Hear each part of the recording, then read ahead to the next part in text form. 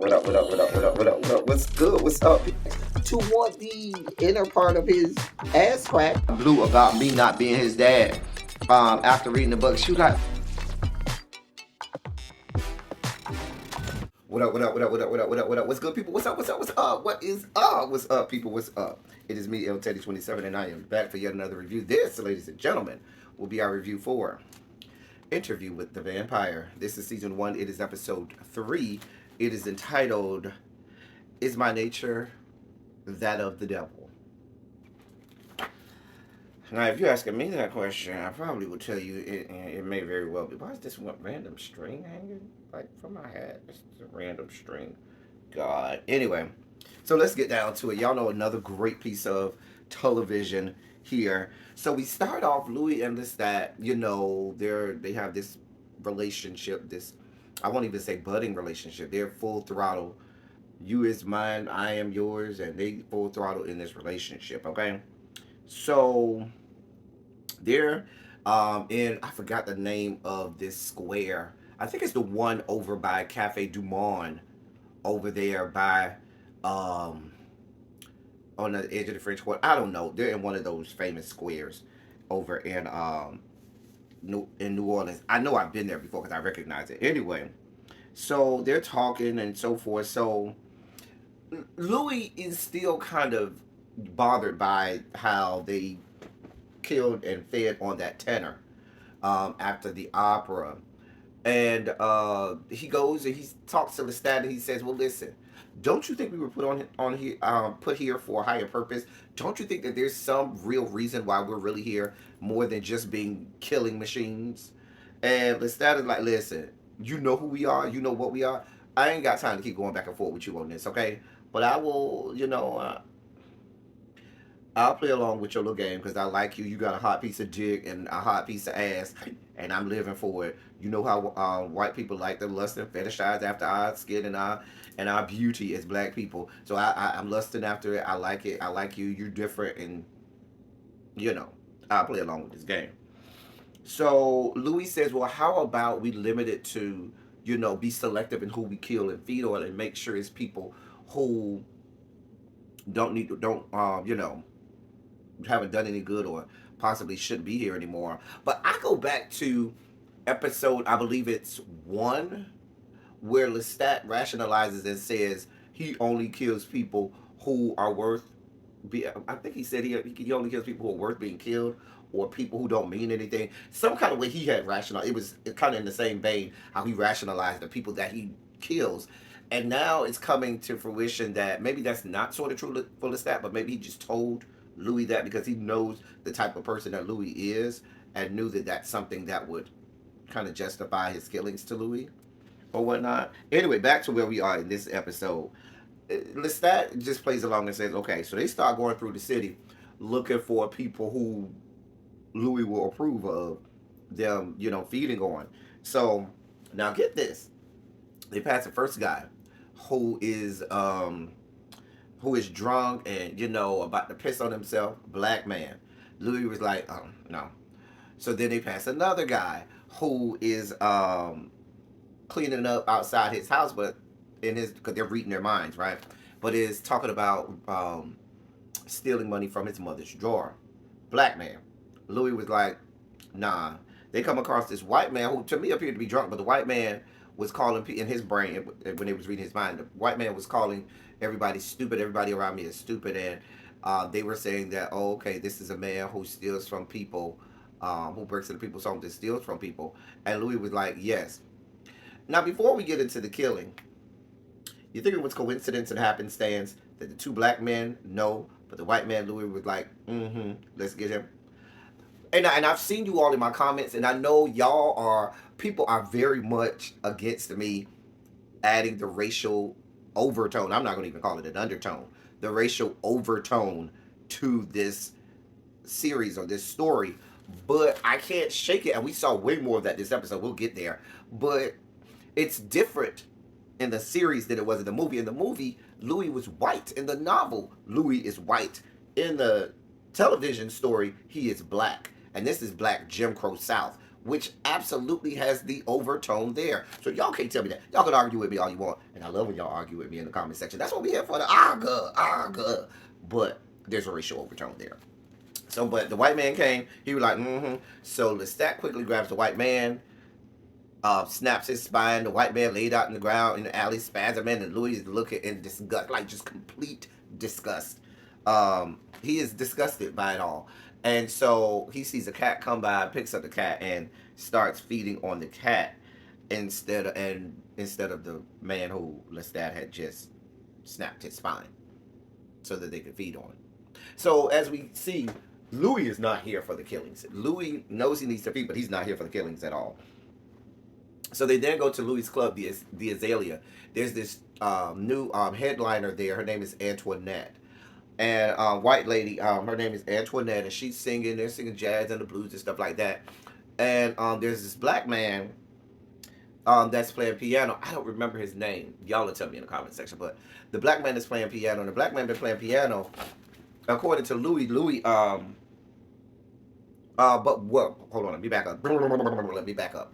When they get to the club, the Azalea Club, Louis starts to talk about how his business is taking off. The Azalea Hall, which is the name of his club, is starting to get wide notoriety. He said they were even talking about it as far as Atlanta and other cities about how wonderful his club is.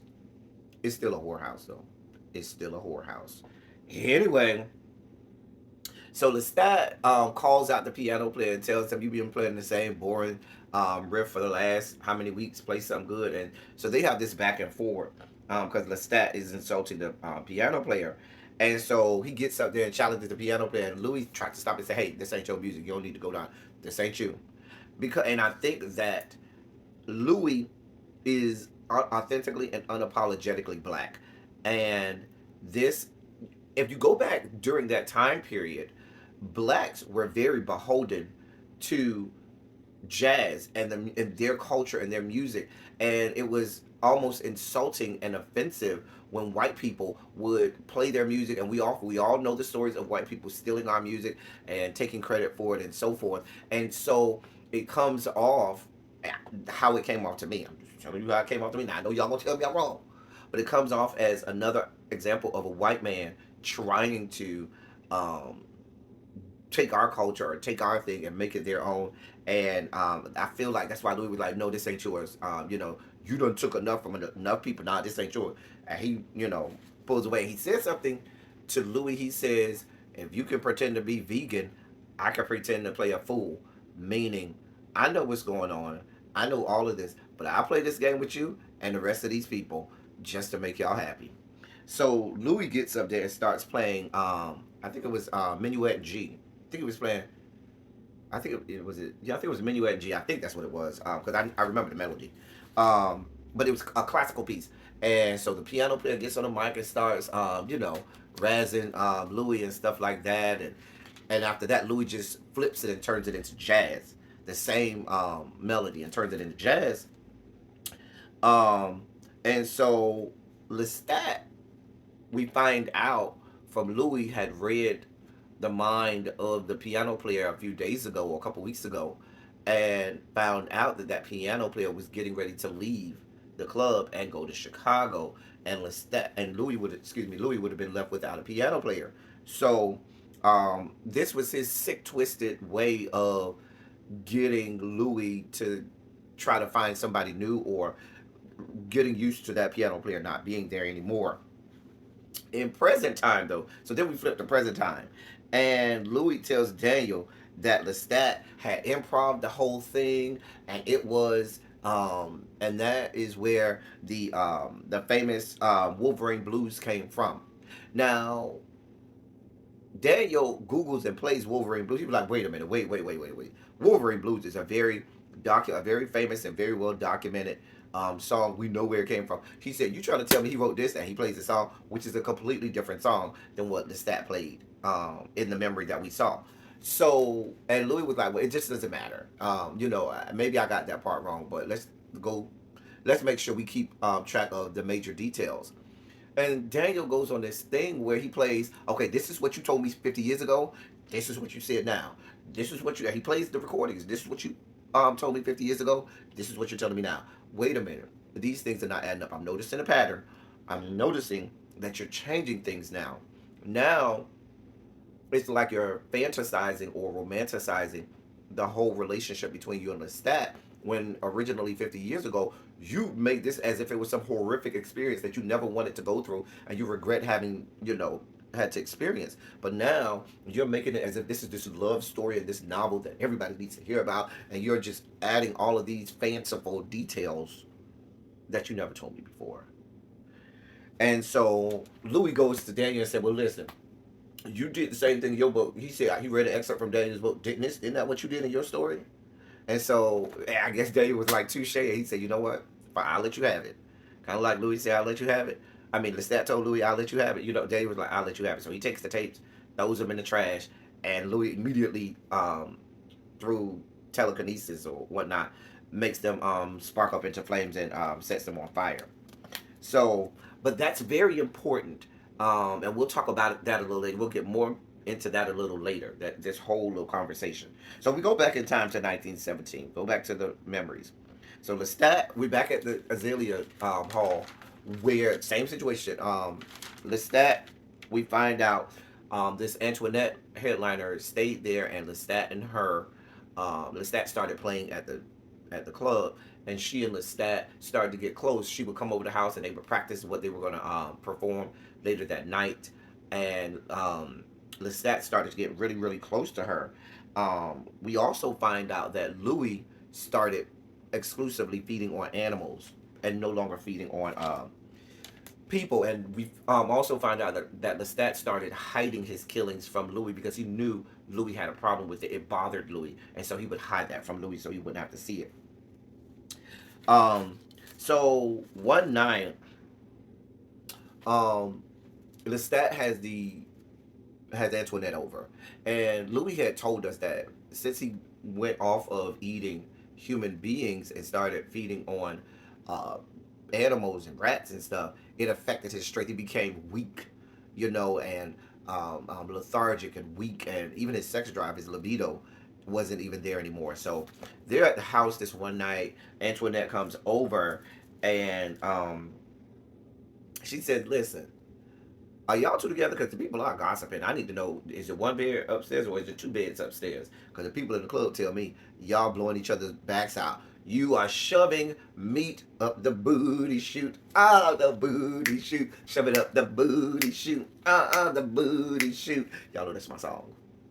The booty chute. Up the booty chute. Oh, yes. They're dipping spoons in sugar bowls upstairs. Anyway, so she said, yeah, the people are gossiping, but I ain't want to gossip, so you ain't heard it from me. Shout out to Benita Betrayal. But he was like, no, I love the gossip. Please tell me what they're saying. And so they have this back and forth. He starts first. She's like, listen, I'm a little confused. I thought you liked it up the booty shoot. The booty shoot. Anyway, Louis becomes jealous. Louis looks at this, and Louis has fallen passionately in love with Lestat. He's under his spell and all of this, and he is jealous, as anybody would be. And he leaves, storms out in a fit of rage and jealousy. So, of course, Lestat and Chick have sex, and as you can imagine. So Louis comes back later that night, and they're at the crematorium, the furnace or crematorium, and they're burning a body. He was like, that's how he was like, no, I didn't kill her. She has talents. I don't need to kill her.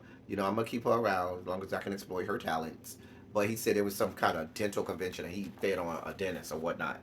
So they have this conversation where Louis said, listen, am I not enough for you? Hey, boo, I'm over here. You done made me into this vampire. You taking me all around. You teaching me all this stuff. And I'm yours, you're mine. We together, dot, dot, dot, dot, dot. Am I not enough for you? Like, bruh, like, how dare you? And Louis is like, listen. I mean, Lestat's like, listen, we got eons to be together. Baby, I can't eat chocolate ice cream every day of the week. Every now and again, I need a little vanilla. I might need Neapolitan. I might need butter pecan. I need variety is what I need. He says, so Louis was like, well, does that mean I can fuck other people? Sure you can, as long as you bring your ass home. So that's the agreement. We can go fuck other people as long as we bring each other home. That's all your parameters were. Okay. So Um, we did see they talk about how these Jim Crow laws are starting to really run roughshod through New Orleans, and so there's a new city ordinance that is forcing the black whorehouses and things to move on the other side of Canal Street, and it's affecting his business. Most of it is because there's a port or a post, a navy post over that they have over in New Orleans, and before they send people across the Atlantic to Europe to go fight in World War I, they make a stop in New Orleans where they can kind of sow their wild oats, get it all out of them, and they ship them off to go fight in World War I. So we see Louis is at his club. He's in the little private room playing cards with the white men that we found out about. The Alderman Fenwick, the other white man Tom, who he bought the club from, and some other well-to-do and affluent white men. They're playing cards, and Louis is telling them, "Listen, all of this shit y'all got coming on. Listen, y'all got y'all foot on my neck. I can't work like this. Y'all are doing everything y'all can to stop black people, and the shit ain't fair." And so the alderman was like, "Listen, um." I'm sorry, Louis says, but we found a loophole. I sold 5% of my business to all of my whores, ladies of the night, so that they could be part owners. And we found a legal loophole where um, that is it's a legal loophole that basically says you can't do that to us and force us owners to go to this other side because it harms their business. So at the poker game, they're like, "Listen, we about to." The Alderman Fenwick said, "We about to put in a whole nother city ordinance." And Louis was like, "Listen, y'all got to stop this." He was like, "Listen, it ain't us. You need to blame President Woodrow Wilson." I mean, listen, you can go and Google Woodrow Wilson, who was one of the most racist presidents we've ever had. Y'all think Donald Trump is a piece of work? Go look up Woodrow Wilson and his level brand of fuck shit and fuckery. He had a lot going on. There was a lot of racism during his time. They had whole Ku Klux Klan parades down Pennsylvania Avenue in Washington D.C. Oh yes, Woodrow Wilson was like, if it ain't white, it ain't right. Yeah, go look him up. He's a real piece of work. But anyway, they were saying, listen, it's Woodrow Wilson, this World War I, and the fact that white people want to make as much money as they can, and if that means the downfall of black people, good. They also mentioned a little bit how America was starting to look down on the seedy debaucherous nature of and business of whorehouses, and they were trying to kind of clean up kind of these things, and they didn't want it to proliferate in other places, so they were trying to clean some things up. Louis still feel like, listen, y'all just not gonna keeping us black people down. We just not here for this. We gonna find a way. So they interrupt them and say, "Hey, there's a guy here looking for you. He's in uniform." Louis goes out there to see the guy. Lestat is doing what he's doing. He's, in and around the club, doing what he does, flirting with Antoinette still or whatever. But when Louis goes to sit down with this guy, Lestat looks and sees this. And Louis and the guy, they have a conversation. They're old friends. They grew up together and so forth. We later find out they was doing the do. What were they doing? Say it with me. They were taking it up the where? Up the booty shoot. The booty shoot. Take it up the booty shoot. Ow, the booty shoot. Up the booty. Y'all know it don't take much to distract me. Let me get back on course. So the guy is there. They talk. They reminisce. Baby, they go out to the bayou. Okay. Um, and Louis tells him, says, "Listen, I got somebody. I'm not single." And he was like, "Oh, I ain't see no ring." He was like, "Listen, it's a whole ass man. I got a whole ass man." He was like, "Oh, you got the kind of man that let you come to the bayou and fuck around with me?" He was like, "Mm-hmm." Maybe they take each other clothes off, and Louis gets him some sloppy toppy from the cute black man. And so Louis, while he's getting, dome, head, brain, he's getting his knob slobbed on, he starts to have cravings that he wants to feed on his friend. But he resists the urge and he bites his own wrist and feeds off his own blood. Louis goes home and Louis explained that the guy that the guy found him, that he was looking for the guy. The guy came and found him. The guy went to his family's home and talked to his sister Grace, and Grace told him where to find Louis, and that I ain't go looking after them, but we went and did what we did. And then and they're getting ready to go to bed. So before they get in the coffin, Louis looks over by the wall, and Lestat's boots has mud on them. So then we switch back to present time. So Daniel says, wait a minute, wait a minute, wait a minute. Was it raining that night? Because Louis immediately thought to himself, the stop must have been following us. If he has mud, that mud looks like it comes from the bayou. And Daniel was like, but wait a minute, was it raining that night? Could have been from the rain. And Louis admits that he doesn't remember. So they replay the scene with rain, without rain, and Louis cannot remember whether it rained or not. And so now we're seeing chinks in the armor that all of this recollection and all of these memories, you're forgetting what may be very important details. And when you start to, this is what they do in the courtroom. When you start to tell people to retell a story, and you start to see cracks in the cement, you start to see that, okay, that's not what you told me before.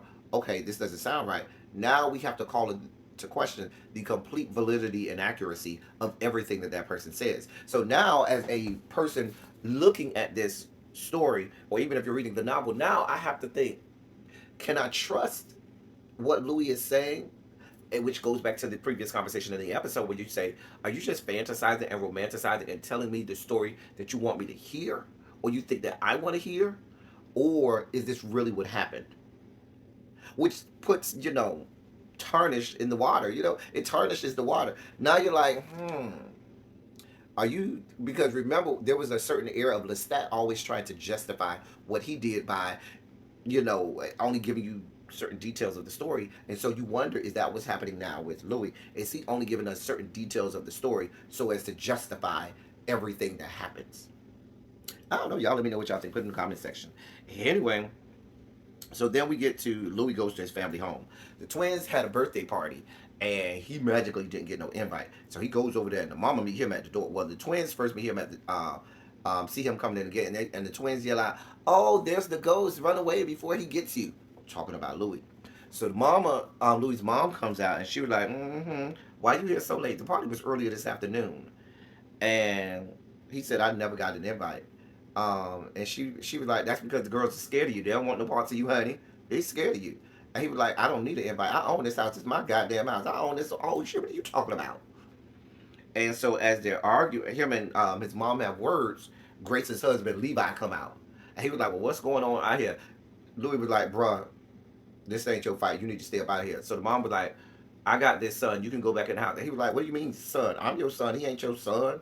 Remember, she called him son at the wake for Paul in episode 1.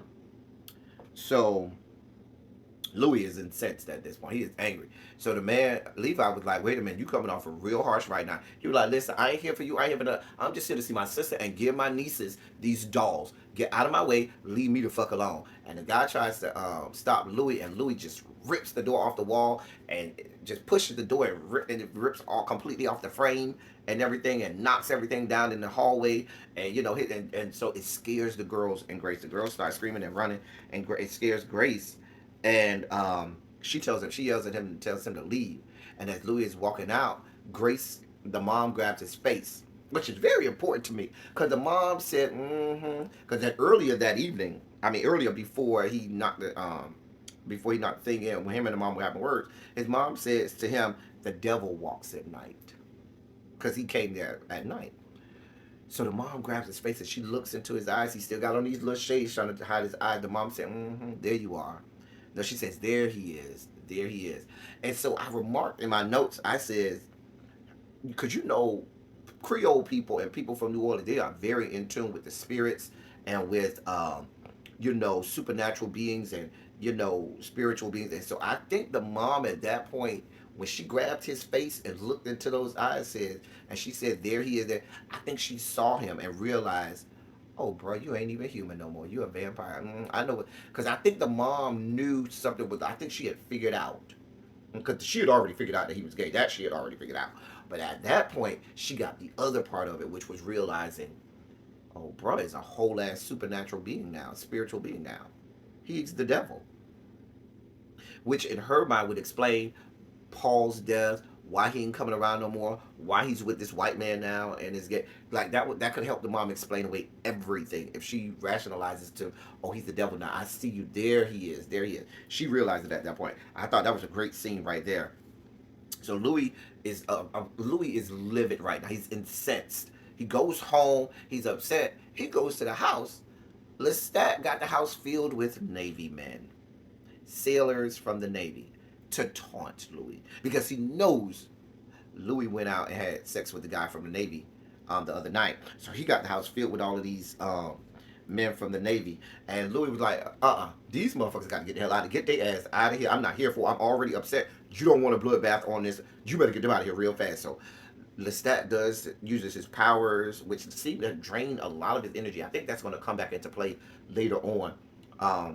But he uses his, mental power to mental telepathy, or I can't remember the right term. I don't know. I think it's telekinesis. Anyway, and you see blood running down his ears, but he gets all of the guys in the Navy. He puts them in a trance and makes them leave. So they all just start funneling out of the house. So Lestat shows Louis this city ordinance he got that shuts down. They're saying, listen, your business, the Azalea House hall is shut down. Okay, the shit is shut down because remember the alderman told him there was going to be a new ordinance coming up. So they shut it down and shut off the power to the Azalea House. So Louis, is very angry. So at that time, Louis admits, because Louis says, I'm a lot, and that's what, I'm not Louis, Lestat says, I'm a lot, aren't I? And Lestat starts to tell Louis all of the things that Louis said to the guy he had sex with about Lestat. Basically telling Louis, I was there, I followed y'all. And Louis was like, oh, so you followed us. You sat there, you watched us. And he was like, yeah, I watched you, and then I watched you instead of feeding on him. You went and fed on some dog and then fed on 2 more rats. This is not a life. And Louis was like, wait a minute, you took my life. What the fuck you mean? And the other part about it is, you told me I can go have sex with whoever I want, as long as I bring my ass home. I brought my ass home, and now you jealous, just like I was jealous. Why are you jealous? Because you had feelings. Now you add provisos to list that, because you ain't say nothing about whether or not they should have feelings. You just said as long as you bring your ass home. So Louis they just start this big argument. And Louis is like, listen, I done lost everything. I done lost my family. I done lost my friends. I done lost my life. I've lost everything. And now I'm about to even lose the one last thing I love, which is my goddamn club. So then we see them, they're down to the alderman's house with Tom. Tom is the guy who sold him the Azalea Hall. And they having this whole argument. They going back and forth. Louis Ellis started there. They were like, well, why don't you go open you another business on the quarter? And they were like, ain't nobody gonna sell a black man no spot over there. And so Louis questions Thomas and said, did you sell me this club because you knew this was gonna happen just so my shit could get shut down? And so Alderman Fenwick is like, oh, I buy it from you again, 15 cents on the dollar, which is the first offer that they offered him for that other club. Child, Louis is at this point. Louis knows they're taunting him. He can read them. He's reading their minds. They're taunting him. This is Jim Crow South. These white people are emboldened. They feel like, listen, we do not give a shit about this black man and his white queer lover. This is 1917. We ain't here for the gays. We ain't here for the blacks. Y'all can go somewhere and kick rocks.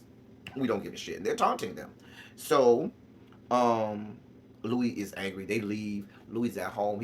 You see him drawing something. He makes this sign that says colors only, that basically says you can only come, and he's going to put on his other, because remember he owns several whorehouses, so he puts the sign on front of one of his whorehouses that says colors only.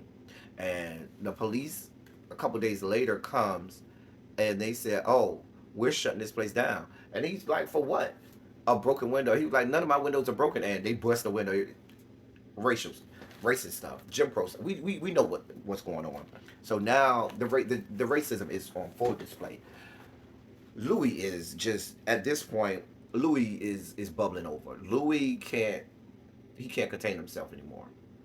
At this point, because of what's happening to him, what's happening to black people in New Orleans, and just everything. He is just it just boils over at this point. He can't contain himself. So next thing we know, because they done shut down all his whorehouses. He goes to, we see Alderman Fenwick at home, and he turns around and Louis is sitting in his room. And Louis is silent. The alderman was like, oh, I know you come here trying to threaten me, trying to make me feel like, make me feel some kind of way. I don't care. Ain't nothing you can do to me. It's all right. And so Louis was like, well, why is your heart beating so fast? And Louis was like, you're thinking about the fact that you're glad that your wife and your kids are down at your winter home and not here right now. And so the alderman picks up this gun because he's insulting Louis over and over and over. And now he's a little afraid, so he shoots Louis in the chest and in the shoulder. And Louis don't die. And Louis was like, I'll give you a chance to reload it. And while the alderman is trying to reload it, he and cut off his ear. And he's bleeding out the ear. He cuts him again across the face. And then, I told you it had boiled over. And Louis mutilates the man's body, like disembowels him.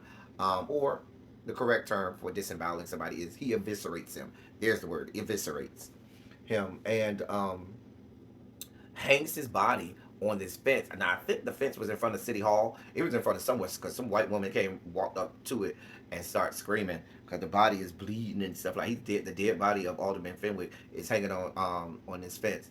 And at that point, that's it. The city just erupts into just a whole riot, just a race war riot that's going on in New Orleans. And Louis at that point, he's at home.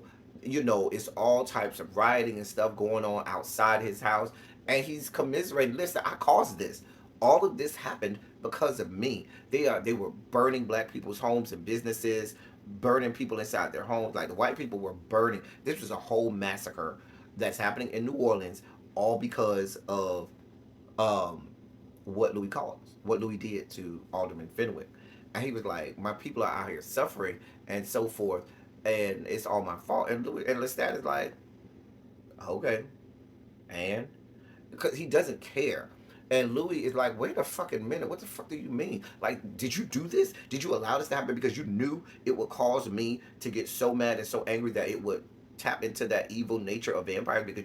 Because we know Lestat keeps telling Louis, you're a killer, you need to kill people. I'm not here for you being a nice guy, I'm here for you being me. And he was like, did you do this just so I could get to this point where I would kill people? Because if that's the case, you're causing the death of all of my people. Black people all over this city are dying, losing their business, losing their home, losing their family members. And so Louis is just out of his mind with anger.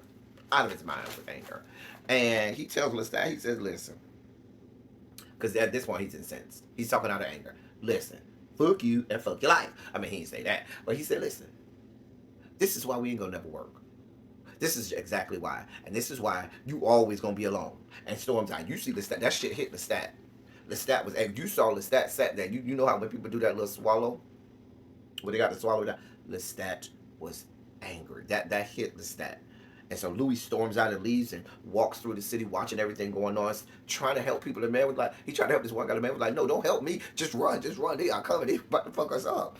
And so as he's, going through the city trying to see who he could help, trying to see what he could do to fix this problem that he saw, he hears this little girl screaming, and goes to the house, and he's talking about, listen, sometimes when tragedy and things happen, it springs people into their destiny and makes something happen. There's exigence there, and there's this catalyst that causes something to happen that changes the trajectory of their life. And that he says that happened for him. So he hears this voice of this little girl, and he goes in to save this little girl, who we find out her name is Claudia. And he saves that little girl, Claudia, and from one of the buildings that were burning because she was trapped in, she couldn't get out. And it goes on from there. For all of you naysayers, all about the fact that I'm seeing too much into the racism, how you like me now? What you got to say about it now? Anyway, listen, y'all, I know these reviews are a lot, and I'm glad they're a lot because there's a lot to unpack here. Y'all, let's get in the comment section and talk about what we saw, good, and all of that stuff, and we'll get right back to it. That's all I got for y'all. Until next time, thank y'all for coming. Y'all drive safely.